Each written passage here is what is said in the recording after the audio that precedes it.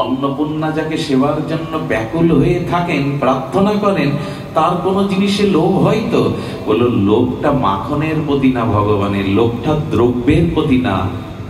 ওই দ্রব্যের মধ্যে ভক্ত যে ভক্তি মিশিয়ে দিয়েছে, ওই ভক্তির প্রতি গোবিন্দের লোভ। ভগবানের কোন বস্তুর প্রতি লোভ নয়।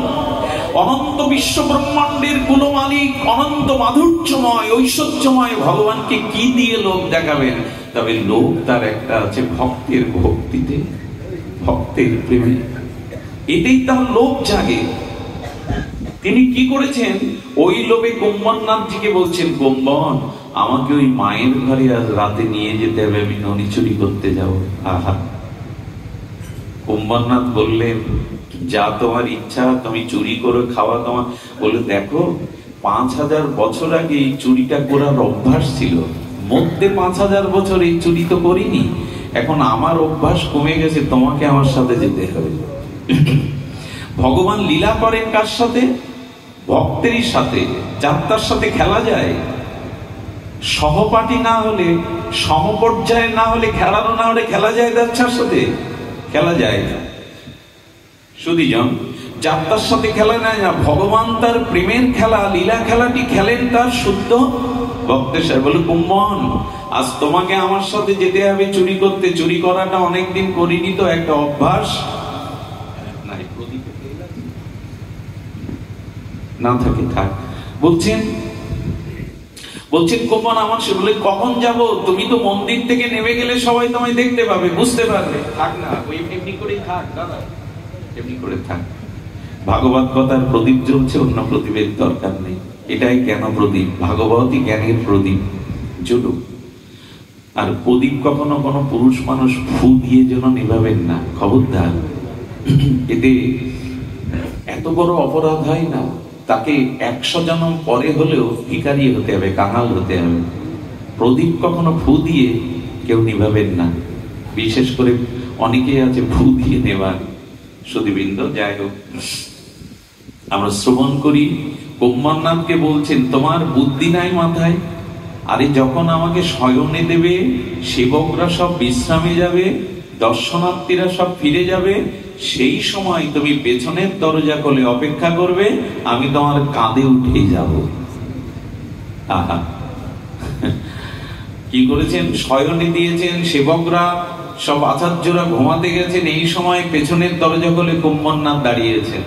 কুম্ভনাথের বয়স তখন অনেক। আর গোপাল শ্রীনাথজি মন্দির থেকে বেরিয়ে বলছে, দেখো আমি হেঁটে যেতে পারবো না, তোমার কাঁধেই উঠবো। কে না চায় তাকে কাঁধে নিতে? কাঁধে উঠে গেছেন। কাঁধে উঠে যখন চরণ দোকানা বুকে জড়িয়ে ধরেছে কুম্ভনাথ, বলে, তোমার চরণ এত শীতল, এত এত হৃদয়ে আনন্দ দেয়। তবে চলো। কুম্ভনাথকে নিয়ে গোবিন্দ সতর্পণে দরজা খুলেছে।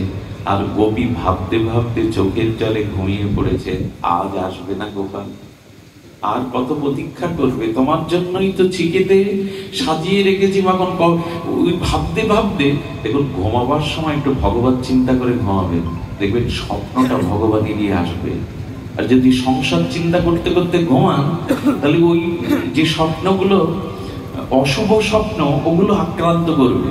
নিয়ম আছে, প্রভাতে উঠেই আগে আমাদের গৌর গৌর গৌর গৌর গৌর গৌর গৌর হে, হ্যাঁ, আমাদের প্রথমেই গৌর নামটি, কৃষ্ণ নামটি ঘুমের থেকে উঠেই নিতে হয়। স্ত্রী পুত্রের নাম না, ভগবানের নাম। চোখ খুলেই আগে শয়ন মন্দিরে ভগবানের কোনো পট থাকলে ওটা আগে দেখে তবে অন্যকে দেখতে হয়। আর ঘুমাবার সময় রাধারানীর চরণ চিন্তাটা করতে করতে ঘুমাতে হয়। যদি ঘুম না ভাঙে, ওই শেষ চরণ চিন্তায় আপনাকে রাধারানীর চরণ পাইয়ে দেবে। আচ্ছা, এটুকু তো পারি আমরা। আর এখন হয়েছে রাধারানীর চিন্তা, এখন নেট নিয়ে ঘুমায়। কৃষ্ণ বাঁশি নিয়ে ঘুমাতো, এখন আমরা বুকে পিঠে মোবাইল নিয়ে ঘুমাই। আমাদের আর ওই চিন্তা হয়েছে। ওটা ছাড়া ছাড়ি নেই, ওটা ছাড়লে উপায় নেই। কৃষ্ণ যেমন ঘুমানোর সময় বাঁশি ছাড়তো না, আমরা ওটাও ছাড়ি না। দুর্দশা আমাদের। বাবা অনেকেই কল করে করে, বাবা এই সব স্বপ্ন দেখি, বাবা কোনো দুর্যোগ আসছে, কোনো পতন আসছে, কি বলি বলুন তো তাদের? স্বপ্নটা যা ভাবি তারই প্রতিভাস হয়ে তো স্বপ্নটা ফিরে আসে। আমাদের রূপ সনাতন আচার্যরা 2-4 দণ্ড ঘুমাতেন, দণ্ড। তো তখনই তার মধ্যে রাধা মাধবের লীলা দেখতেন, স্বপ্নের মধ্যেও রাধা মাধব দেখতেন। নিত্য নিরন্তর তো ওই ভাবনাই ভাবেন তারা। সুধীজন, এই জন্য ভগবান স্মরণটা দরকার, প্রয়োজন ওই ভাবনাটা। কুম্ভনাথকে নিয়ে ঘরে গিয়ে বলছে, দোনো এখন তো আমার সখা নেই, তুমি সখা, আমি তোমার কাঁধে উঠে ওই শিকেটা ধরবো। কাঁধে উঠে শিকে ধরেছে। শিকে ধরে কি করছে জানেন? মাখন গুলো, এতদিনের প্রেমের নিবেদন, ভক্তির নিবেদন, মাখন গুলো নিজ হাতে করে খাচ্ছেন।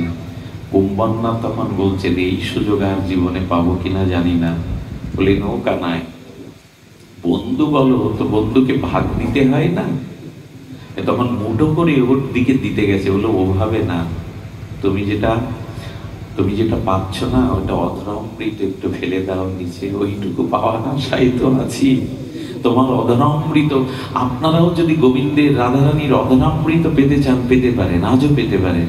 ঠাকুরকে সদাচার সম্পন্ন সুআচারে ভোগ লাগান। এই যে ভগবানকে ভোগ লাগান না, ওটা গোবিন্দ গ্রহণ করে, রাধারানী গ্রহণ করে, নিতাই গৌর গ্রহণ করে। ওই প্রসাদের মধ্যে গোবিন্দের অধরামৃত আছে, ওই প্রসাদের মধ্যে। এটা পাওয়ার জন্য ব্যাকুলতা কই। এই জন্য এই মাসটা যতদিন আছে আমিষ খাবেন না, হাত জোড় করি। শাস্ত্র নিষেধ করেছে এই নিয়ম সেবা মাসে, কার্তিক মাসে আমিষ পেতে নেই। এই কথা শুনেছি আমরা। ডাক্তার বললে শুনতাম, তোমার লিভার নষ্ট হয়ে গেছে, লিভার সুস্থতার জন্য 1 মাস তুমি ভাত কিছুই খাবে না, একটু ফলের রস খাবে। সে বেলায় মানতে রাজি, ভগবান বললে মানতে রাজি না। এই আমাদের দুর্দশা। ব্রত করুন আর না করুন, এই মাসে দয়া করে আমিষ খাবেন না। দয়া করে, কৃপা করে এই মাসে, এই আর কটা দিন তো আছে, দেখতে দেখতেই চলে যাবে, দেখতে দেখতেই চলে যাবে। ভক্তরা এক একটা দিন যায় আর ব্যথা পায়, মাসটা চলে গেল, এত তাড়াতাড়ি দিনগুলো চলে গেল। দামোদর কেন আরো 1 মাস থাকলো না? আর আমার মতো যারা, তারা বলে দিন গণি, 15 দিন হলো কি 16 দিন হলো, কবে যাবে? সুধীজন, এই জন্য অনুরাগ না থাকলে মাখন গুলো খেতে খেতে গোবিন্দ বুঝতে পেরে তার অধরামৃত মাখন গুলো বিন্দু বিন্দু ফেলে দিচ্ছে।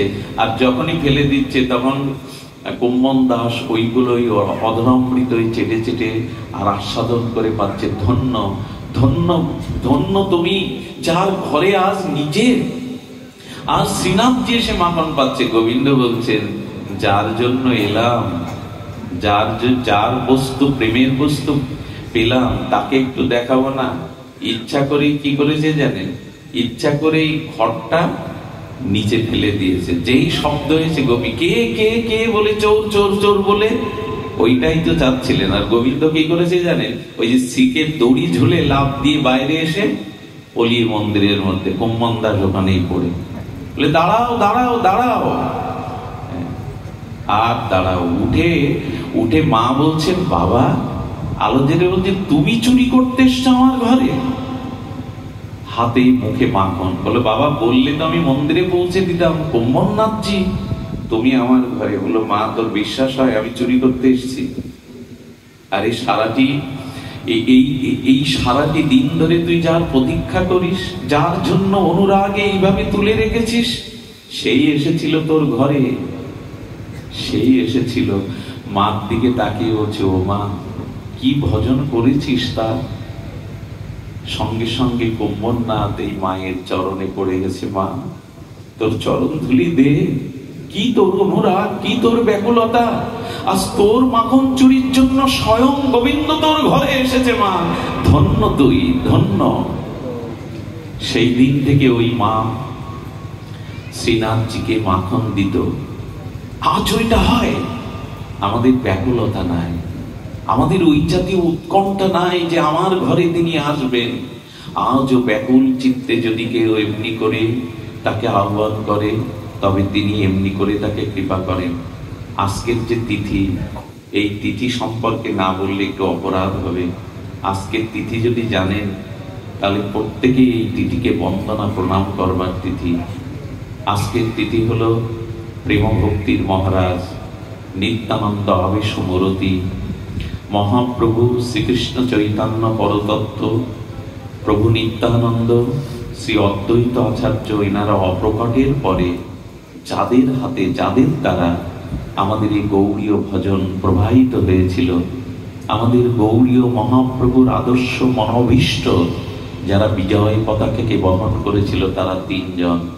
মহাপ্রভুর দ্বিতীয় আবেশ অবতার শ্রীনিবাস আচার্য প্রভু, নিত্যানন্দ আবেশ প্রেমমূর্তি শ্রী শ্রী ঠাকুর নরোত্তম দাস, আর একজন হলো অদ্বৈত প্রভুর আবেশ মূর্তি আমাদের শ্যামানন্দ প্রভু। তিনটি নাম উচ্চারণ করলেই প্রেম হয়। কি কি বললাম? মহাপ্রভুর দ্বিতীয় কলেবর শ্রীনিবাস আচার্য প্রভু, আর নিত্যানন্দ প্রভুর আবেশ প্রেমমূর্তি ঠাকুর নরোত্তম দাস মহাশয়, আর অদ্বৈত প্রভুর আবেশ মূর্তি হলেন শ্যামানন্দ প্রভু। এই তিনজন মহাপ্রভুর লীলা অব্যবহিত পরে গৌড়ীয় প্রেম ভক্তি প্রচার এদের তিনজনের দ্বারা প্রচার হয়েছিল। গোস্বামী গ্রন্থের প্রচার এদের দ্বারা হয়েছিল। এই জন্য এই তিনজনকে বিশেষ রূপে আমাদের স্মরণ করা দরকার। এর মধ্যে সর্বোত্তম অনন্য নিত্যানন্দ আবেশমূর্তি প্রেম ভক্তির মহারাজ, মহাপ্রভুর প্রিয় পরিকর গৌড়ীয় আচার্য কুলতিলক প্রেম ভক্তি মহারাজ ঠাকুর নরোত্তমের আজ তিরোভাব তিথি। আজ ঠাকুর নরোত্তমের তিরোভাব তিথি। কারণ্য দৃষ্টি সমিতাশ্রিত মর্তকোটি রাম্যধার দতি সুন্দর দ্বন্দ্বকান্তি শ্রীমান নরোত্তমম মুখম ভুজম মন্দহাসং লাস্যম তদা তরিদিমে বিতরাং সাদানাম। কে ঠাকুর নরোত্তম? এবং আমাদের বঙ্গদেশের, এই বাংলাদেশের মানুষের ভাগ্য মহাপ্রভুর এমন একজন প্রিয় পরিকর নিত্যানন্দ আবেশ মূর্তি তিনি এসেছিলেন আমাদের এই বঙ্গদেশে। কত বড় ভাগ্য আমাদের। আজকে সারা বিশ্বের গৌড়ীয় বৈষ্ণব তাকিয়ে আছে আমাদের এই বঙ্গদেশের দিকে। কোথায় জানেন? প্রেমতলিতে। আজকে তাকিয়ে আছে প্রেমতলিতে। সারা বিশ্ব বৈষ্ণব, গৌড়ীয় বৈষ্ণব তাকিয়ে আছে এই বঙ্গদেশে, স্মরণ করছে। আজ রাধাকুণ্ডে বসে বাবাজি মহারাজরা আমাদের খেতুরের চিন্তা করছেন। কারণ অবিভক্ত ভারতবর্ষের আমাদের মুর্শিদাবাদের এপারে যে পদ্মা, এই পদ্মার তীরে রাজশাহীর খেতুরি গ্রামে রাজা কৃষ্ণানন্দ রাজ পরিবারে এসেছিলেন। উনি রাজা কৃষ্ণানন্দ আর ভাগ্যবতী মা নারায়ণীর গর্ভে আলো করে এসেছিলেন ঠাকুর নরোত্তম। কিন্তু আসবার আগে যে ঘটনা ঘটিয়েছিল, সে ঘটনা পরম অলৌকিক দিব্য ঘটনা। আপনারা জানেন, মহাপ্রভু একবার রামকেলিতে এসেছিলেন। এই রামকেলিতে এসে উনি গঙ্গার অববাহিকা পথ ধরে এসেছিলেন আমাদের পদ্মায়। আর পদ্মায় এসে রাজশাহীর পদ্মার উপরে দাঁড়িয়ে প্রিয় ভক্তগণকে সঙ্গে নিয়ে মহাপ্রভু ভাবাবেশে আর ওপারের দিকে দু ভুজ উত্তোলন করে, আজানুলম্বিত বাহু উত্তোলন করে ডাকছে নরু নরু নরোত্তম নরোত্তম নরু নরোত্তম। প্রভু ব্যাকুল হয়ে ডাকছেন কাকে? ভক্তরা বলছে, ভক্তদের মধ্যে তো নরু বলে কারো নাম নাই। নরোত্তম কি তবে কৃষ্ণের আরেকটি নাম? প্রভু কৃষ্ণকেই ডাকছেন ব্যাকুল হয়ে? না, কৃষ্ণকে ডাকছে না। নরোত্তম তখনও জগতে আবির্ভূত হয়নি, আসেনি। আসার আগে প্রভু, কত বড় ভাগ্যবান, আসার আগে প্রভু দুবাহু আজানুলম্বিত ভুজ বাড়িয়ে ব্যাকুল হয়ে ডাকছে নরু নরু নরোত্তম নরোত্তম বলে ডাকছে। ভক্তরা ব্যাকুল হয়েছে। মহাপ্রভু কি করলেন? ডাকতে ডাকতে পদ্মার বুকে তিনি নেমে পড়লেন। নাভি সমান জলে প্রভু পদ্মার বুকে দাঁড়িয়ে প্রভুর প্রেম নয়ন থেকে বিন্দু বিন্দু প্রেমাশ্রু খরিত হচ্ছে। প্রভু কাঁদছেন কেন? পদ্মার বুকে দাঁড়িয়ে কেন কাঁদছেন জানেন? এই পদ্মা, আমার এই চোখের জল নয়, আমার হৃদয়ের জমানো যত প্রেম ভক্তি আর চোখের জলে বিগলিত করে আমি তোমার কাছে দিচ্ছি। আমার মহাপ্রভুর প্রেম ধাম দেখুন, যে এখনো জগতে আবির্ভূত হয়নি, আসেনি, তার জন্য ব্যাকুল হয়ে ডাকছেন চৈতন্য প্রভু। এবং বলছেন, লীলাচলে যেতে যেতে নিত্যানন্দের প্রেমস্রোত যে প্রেম আমি হৃদয়ে ধারণ করে রেখেছি, আমি সেই জমাট বাঁধা প্রেমকে চোখের জলে বিগলিত করে পদ্মা তোমার কাছে দিয়ে যাচ্ছি। পদ্মা তখন প্রকট হয়ে বললেন, প্রভু, আমার এত বড় ভাগ্য নাই, এত বড় তপস্যা নাই, তুমি আমাকে চরণ রেখেছো, এতেই আমি প্রেম পেয়ে গেছি, এতেই আমার কল্যাণ হয়ে গেছে। আর প্রভু, তুমি যে চরণ ধুলি দিলে না পদ্মার বুকে, আজ থেকে যারা তোমার এই চরণ ধুলির বিশ্বাসে চরণামৃত না মনে করে পদ্মায় অবগাহন করবে, তাদেরও গৌর প্রেম হবে। তোমার চরণ ধুলি তো মিশানো আছে, তাদেরও প্রেম। আজ লক্ষ লক্ষ মানুষ পদ্মায় স্নান করছে, কেন জানেন? তাদের ওই বিশ্বাস, মহাপ্রভুর চরণ ধুলি এই পদ্মায় পড়েছিল। ভগবানের চরণ ধুলি আমাদের ধুলোর মতো না যে ওটা নষ্ট হয়ে গেছে। মাটির নিচে সোনা রাখলে নষ্ট হয় না, 1000 বছরেও মহাপ্রভুর চরণ ধুলি নষ্ট হয় না। পদ্মায় যদি কখনো যান, একবার স্নান করবেন ওই বিশ্বাসে। পদ্মাতে স্নান করছে এই বিশ্বাসে না, আমার গৌর হরির চরণ ধুলি মাখানো আছে চরণামৃত। সুধীজন চোখের জলে প্রেম গচ্ছিত রেখে যাচ্ছেন। পদ্মা তখন প্রকাট হয়ে বললেন, প্রভু, তোমার চরণ দিয়ে ধন্য করলে, কিন্তু এই চোখের জলে যে প্রেম, এই প্রেম আমি পাওয়ার তো কোনো যোগ্যতা রাখি না। বললেন, পদ্মা, এই প্রেম তোমার জন্য নয়, আমি তোমার কাছে গচ্ছিত রাখছি। যেদিন আমার নরোত্তম এই পদ্মায় স্নান করতে আসবে, আমার এই প্রেম তুমি তাকে দিও। এই বঙ্গদেশে, এই খেতুর গ্রামে রাজা কৃষ্ণানন্দের পুত্র মা নারায়ণীর গর্ব ফুল আলো করে এসেছিলেন ঠাকুর নরোত্তম দাস মহাশয়। সাক্ষাৎ নিত্যানন্দ প্রেম, মহাপ্রভুর বিগলিত প্রেম। খেতুরে একবার যাবেন, প্রেমতলিতে আজকে যারা ওখানে আছে না, আমি মনে মনে তাদের চরণটা চিন্তা করছি, ওগো, ওখান থেকে একটু পাঠিয়ে দাও আমাদের জন্য, যারা গেছো ভাগ্যবান। প্রেমতলিতে আজকে প্রেমের উচ্ছ্বাস বইছে, পদ্মায় আজ প্রেমের উচ্ছ্বাস বইছে। রাধাকুণ্ড থেকে বাবাজিরা পর্যন্ত মনে করেন আমাদের ভাগ্য হয়নি, যাদের হয়েছে তাদের নমস্কার, তাদের প্রণাম। প্রেমতলির জায়গাটা গেলে, তমালটা দেখলে আজও মনে হয় প্রভু এসেছিলেন এখানে। এই ধুলাতে, এই মাটিতে, এই গৌর চরণের প্রেম ধুলিকণা মিশানো আছে। পদ্মা বললেন, প্রভু, তোমার নরোত্তমকে তো আমি চিনি না, তো আমাদের তো লক্ষ লক্ষ নরনারী স্নান করতে আসে, আমি কি করে বুঝবো যে তোমার নরোত্তম এসেছে যে এই প্রেম তাকে দেব? আচ্ছা, যুক্তিবাদী লোককে বিশ্বাস করানো যাবে তো এই কথা যে চোখের জলে প্রেম কারোর জন্য পদ্মার বুকে রাখা যায়? সবকিছু যুক্তি দিয়ে মাপতে যাবেন না, সবকিছু বিচার করতে যাবেন না। প্রেমের জগৎটাই অমন, ভগবানের প্রেমের ভজনের জগৎটাই, ওখানে যুক্তি খাটে না, ওখানে আছে শুধু নিবেদন, চোখের জল, ওখানে আছে শুধু বিশ্বাস।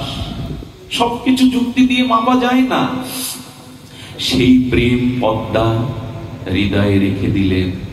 এদিকে আবির্ভূত হলেন নিত্যানন্দ আবেশ প্রেমমূরতি শ্রী শ্রী ঠাকুর নরোত্তম দাস মহাশয়। এই প্রেম ভক্তির মহারাজ এলেন। আর যখন এলেন, চারিদিকে আলোকিত হয়ে গেল, চারিদিকে মঙ্গল শোভা, মঙ্গল ধ্বনি, মঙ্গল বাতাবরণ তৈরি হয়ে গেল। কিন্তু যারা দেখতে এলো তারা বলল, রাজা কৃষ্ণানন্দ ভাগ্যবান, রাজপুত্র রূপে পুত্র সন্তান পেয়েছি, কিন্তু পুত্রটা যে কালো, গায়ের রং যে কালো, রাজপুত্র কালো হলে মানায়?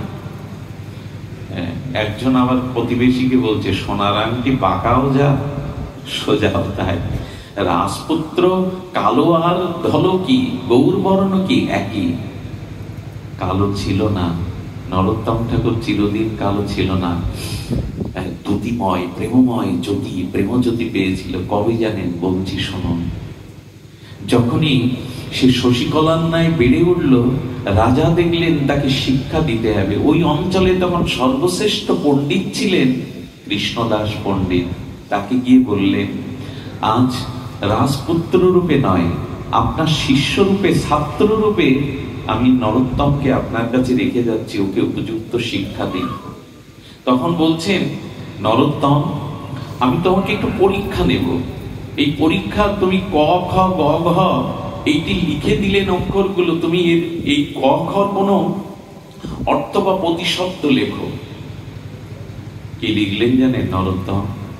কয় কলিকালে চৈতন্য অবতার, ক্ষয় খেলিবার ছলে হলো করতাল।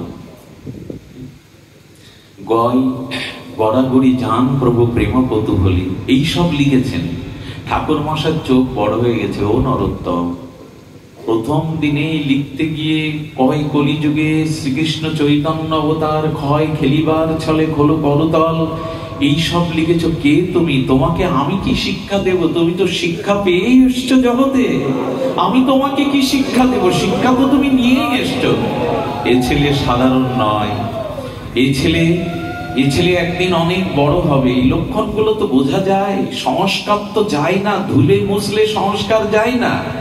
যেদিন সমাবর্তন হবে, এই ছাত্রকে বিদায় দিচ্ছেন, তখন রাজাকে বললেন, রাজা শোনো, এই সন্তান তোমার সাধারণ সন্তান নয়। অন্নপ্রাশনের দিনে সামনে অনেক জিনিস রাখতে হয়, রাখে না? টাকা রাখে, শাস্ত্র রাখে। ওমা, রাখতে রাখতে হাত দেবে না, ভাগবতকেই জড়িয়ে ধরেছে অন্নপ্রাশনে। বললেন সকলে, এই ভাগবত প্রাণ হবে। আচ্ছা, যখন অন্নপ্রাশনে মুখে অন্ন দেবে, সেই অন্নের জন্য অনেক আমিষ ওখানে দেওয়া আছে, আর মুখে ওই দিকে তাকায় না। ওখানে পূজারী বললেন, আপনার ছেলে আমিষ মুখে নিতে আসেনি, ওকে গোবিন্দের প্রসাদ দিন, না হলে নেবে না। ভোগ লাগালে তবে পেলেন। সংস্কার তাই তো। এই যে যারা ভাগবত শুনতে আসেন না, যারা একটু তিলক মালা নিয়েছেন, যারা একটু অর্ধেক ভগবানের ভজন সাধন করেন, এটা আপনাদের এক জন্মের ভাগ্য না, এক জন্মের সৌভাগ্যে পথে আসা যায় না। এক জন্মের সৌভাগ্যে ভগবানের রুচি হয় না, নামে রুচি হয় না, হরি কথাতে অভিরুচি হয় না। বহু নাম জন্ম নামান্তে জ্ঞানবানাং প্রপদ্যতে বাসুদেব সর্বমিতি মহাত্মা সুদুর্লভ। অনন্ত জন্মে সুকৃতি সৌভাগ্য না থাকলে পথে আসা যায় না, সদ্গুরুদেবের চরণাশ্রয় করা যায় না, ভগবত ভজনে রুচি আসে না। অনেক জন্মের সৌভাগ্য। সুধীজন এই জন্য এমনি করে বেড়ে উঠল। শিক্ষক বললেন, এই পদ্মাতে একবার যেও নরোত্তম। শ্রীকৃষ্ণ চৈতন্য এই পদ্মায় চরণ ধুলি দিয়ে গেছেন, কিন্তু প্রেম রেখে গেছেন, এটা তো কারো জানার কথা নয়। তুমি একবার যেও।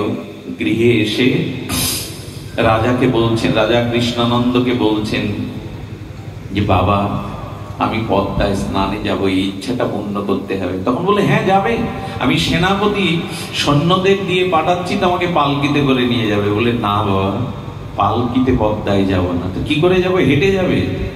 বললেন, না, হেঁটেও যাব না। বলি, হেঁটে যাবে না, পালকিতে যাবে না, তো কিভাবে যাবে? কি বললো জানেন? বাবা, যে মাটিতে আমার গৌর হরি চরণ চিহ্ন রেখেছেন, সে মাটিতে আমি গড়াগড়ি দিতে দিতে যাবো পদ্মায়। যদি অঙ্গে ওই ধুলা আমাকে প্রেম হয়, আমি ধুলাতে লুটা লুটতে যে। কৃষ্ণানন্দ বলছেন, এইভাবে কেউ যায়? বললো, বাবা এইভাবেই যেতে দিতে হবে, আমাকে এই ইচ্ছা পূর্ণ করতে হবে। সুধীজন উনি পেছনে সেনা পাঠালেন, সেনাপতিদের পাঠালেন, যাও, ছেলেটা পদ্মায় যাচ্ছে, উন্মত্ত পদ্মায়, ওর দিকে লক্ষ্য রেখো। যখন পদ্মার তীরে গেছে, পদ্মার তীরে গিয়ে চোখে জল এসে গেছে। এইখানেই দাঁড়িয়েছিলে তুমি, এখানেই আমাকে ডেকেছিলে। হে পদ্মা, তোমাতে আমার প্রভুর চরণ ধুলি মাখানো আছে। একটা কথা বলি, জলে নামবার আগে পাটা দিবেন না। জলে নামবার আগে না, ওই জলে কত মহাপুরুষ হয়তো স্নান করেছেন, জলটাকে মাথায় দিয়ে নামবেন জলে। এটা এখনো পুরোনো দিনের মানুষরা করে। আমাদের বর্তমান প্রজন্মের ছেলে মেয়েকে আমরা এইসব শিক্ষা দিতে পারিনি। কিন্তু জলে বা নদীতে তীর্থে কোথাও স্নান করতে গেলে আগে বন্দনা করে নিয়ে প্রণাম করে মাথায় একটু জল দিয়ে তবে নামতে হয়, এটাই নিয়ম। তো উনি বন্দনা করছেন, জল মাথায় দিলেন, দিয়ে যখন নেমেছেন, এই নামার সাথে সাথে কি বলেছিল? পদ্মা জিজ্ঞাসা করেছিল, হাজার হাজার নরনারী আসে, তোমার নরোত্তম এসেছে, বুঝবো কি করে যে এই প্রেম তাকে দেব? মহাপ্রভু বলেছিলেন, যাহার পরশে তুমি অধিক উচ্ছলিবা, নরোত্তম জানি তাকে এই প্রেম তুমি দিবা। যেদিন যার স্পর্শে তোমার অধিক তরঙ্গ উঠবে, উচ্ছ্বসিত তরঙ্গ উঠবে, জানবে এই নরোত্তম। যেই নরোত্তম পদ্মায় নেমেছে, নরোত্তমের প্রেমের ছোঁয়া পেয়ে পদ্মা উচ্ছ্বসিত তরঙ্গে জল বাড়তে লাগলো। আর সেই জল বাড়তে বাড়তে পদ্মার বুকেই কেড়ে নিল নরোত্তমকে। ধন পেলে কে আর দূরে রাখে, পদ্মা কেড়ে নিয়ে ডুবিয়ে দিল। বাইরে তো সবাই চিন্তা করছে কোথায় গেল, রাত ছেলে ভেসে গেল, প্রমত্ত পদ্মার স্রোতে ভেসে গেল। সঙ্গে সঙ্গে নিচে গিয়ে দেখে ওখানে মা পদ্মা দেবী বসে আছেন। মা তুমি? বলে হ্যাঁ, এখানে তোমার চরণ জল শুধু নাই, এখানে তোমার জন্য গৌর সুন্দর প্রেম রেখে গেছে, সেটাই আমি লুকিয়ে রেখেছি, তোমায় দেব বলে নাও, এই প্রেম নাও। সেই প্রেম পেয়ে নরোত্তম যখন উঠলেন, এই যে গায়ের রং কালো ছিল না, প্রেম পেয়ে কয়লাটা আগুনের মধ্যে দিলে, আগুনের মধ্যে রাখলে কি হয়? রং কালো থাকে না। সোনা গলালে যেমন উজ্জ্বল কান্তি হয়, ওই কাঁচা গলা সোনানোর মতো উজ্জ্বল রং হয়। কালো কোথায় গেল ব্যাখ্যা আমরা করতে পারবো না। তেমনি প্রেম পেয়ে নরোত্তম গৌর বরণ হয়ে গেল, দুবাহু বাড়িয়ে দিল। প্রেম উন্মত্ত হয়ে হা গৌর চোখের জলে। প্রেম যারা পায় তাদের কিছু লক্ষণ আছে। ওই প্রেমে উন্মত্ত হয়ে উপরে উঠল। যখন বাড়ি এলো গৌর গৌর গৌর বলতে বলতে, এসেই ব্রজে যাব এই চিন্তা। রাজার চোখে জল এলো, রাজপুত্র হয়ে বুঝি এই ছেলেকে আমি আর ঘরে রাখতে। একদিন রাতের অন্ধকারে সব ঐশ্বর্য ছেড়ে ব্রজের পথে খালি পায়ে গেল। 3 দিন মুখে কিছু দেয়নি, অজ্ঞান হয়ে পড়ে গেছে। গৌর বলতে বলতে মহাপ্রভু ব্রাহ্মণের রূপ ধরে এসে কোলে তুলে দিয়েছেন নরোত্তমকে। যখন জ্ঞান ফিরল, বলে কে আপনি? বলে আমি এই গ্রামের একজন ব্রাহ্মণ। তুমি পড়েছিলে বৃন্দাবনে যাবে না? বললেন আমি বৃন্দাবনে যাব, আপনি জানলেন কি করে? বললেন তোমার চোখ মুখ দেখে বুঝতে পারছি তুমি ব্রজের পথে চলেছ, তবে এই দুধটা পেয়ে নাও। না আমি পাবো না, ব্রজে না। বলে পেয়ে নাও, বৃন্দাবনে যারা যাবেন তারা এরকম ব্যাকুলতা নিয়ে যেতে হবে। সুধীজন দুধটা পাওয়ালেন, দুধ পেয়ে বললেন আমি রাজার ছেলে, অনেক দুধ পান করেছি, এমন মধুর আস্বাদন তো পাইনি কোনোদিন। আসলে মহাপ্রভু এই দুধটা তাকে যে তার পথে ওঠে সহযোগিতা তিনিই করেন। যেতে যেতে স্বপ্নকে রূপ সনাতন দেখা দিলেন। ও নরোত্তম, যে তোমাকে দুধ খাইয়েছে উনি সাধারণ কেহ না, ও কে জানো? মহাপ্রভুই তোমাকে ব্রাহ্মণ বেশে দুধ খাইয়ে গেছে, যাও বৃন্দাবনে। এই বৃন্দাবনে গিয়ে জীব গোস্বামীর চরণে পড়লেন, আমাকে দীক্ষা দিন, আমাকে আশ্রয় দিন। জীব গোস্বামী বললেন আমি জেনেছি রূপ সনাতন তোমায় কৃপা করেছে, আমি জেনেছি চৈতন্য প্রভু তোমাকে দুধ খাইয়েছে, আমি তোমার যোগ্য গুরু নই। যদি যোগ্য তোমার কোনো গুরু থাকে তবে রূপ সনাতনের সমকক্ষ যাও, সেই বিরক্তি প্রধান। আর তুমি চলে যাও। চলে যাও কার কাছে? ওনার গুরুদেবকে লোকনাথ গোস্বামী। খবরদার লোকনাথ বাবা ভেবে বসবেন না। লোকনাথ বাবা হলো আমাদের 12 দিন লোকনাথ মহাযোগী বাবা, আর ইনি হলেন লোকনাথ গোস্বামী। লোকনাথ গোস্বামী বিরক্তি প্রধান। ওই সেই ঝাড়ের মধ্যে থাকে তার রাধা বিনোদকে নিয়ে, কাউকে শিষ্য করবে না, কাউকে দীক্ষা দেবে না। ফিরিয়ে দিলেন আমি কাউকে শিষ্য করব না, শিষ্য করলে তাকে উদ্ধার করতে হয়।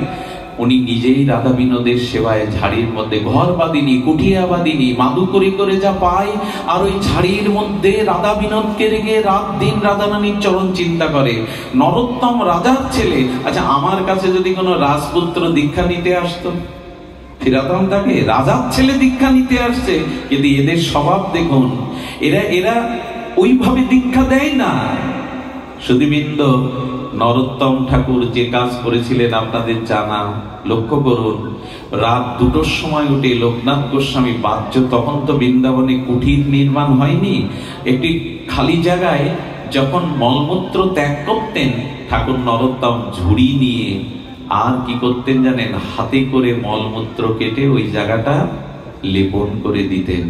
এই করতে করতে লোকনাথ গোস্বামী বলেন, আমার অলক্ষেই সেবা, কে আমাকে অপরাধী করছে, কে আমাকে, ওরা কারোর সেবা নিতে চাইতেন না।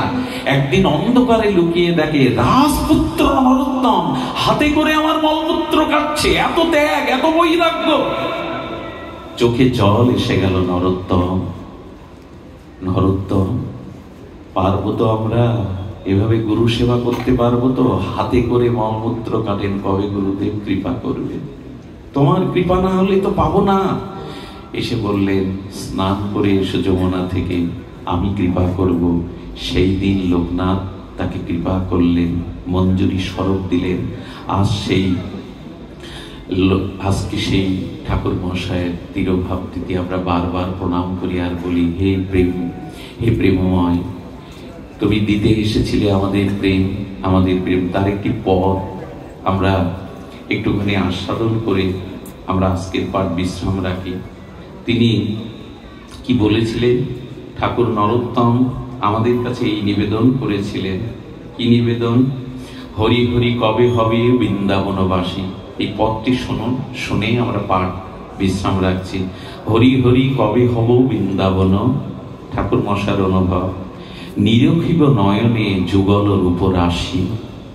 আহা, কবে হবে আমার বৃন্দাবনবাস, কবে আমি এই নয়নে সেই যুগল আনন্দময় প্রেমময় রাশি দেখব, আর ত্যাজিব শয়ন সুখ বিচিত্র পালঙ্ক। একই শব্দ, এক একটি মন্ত্র।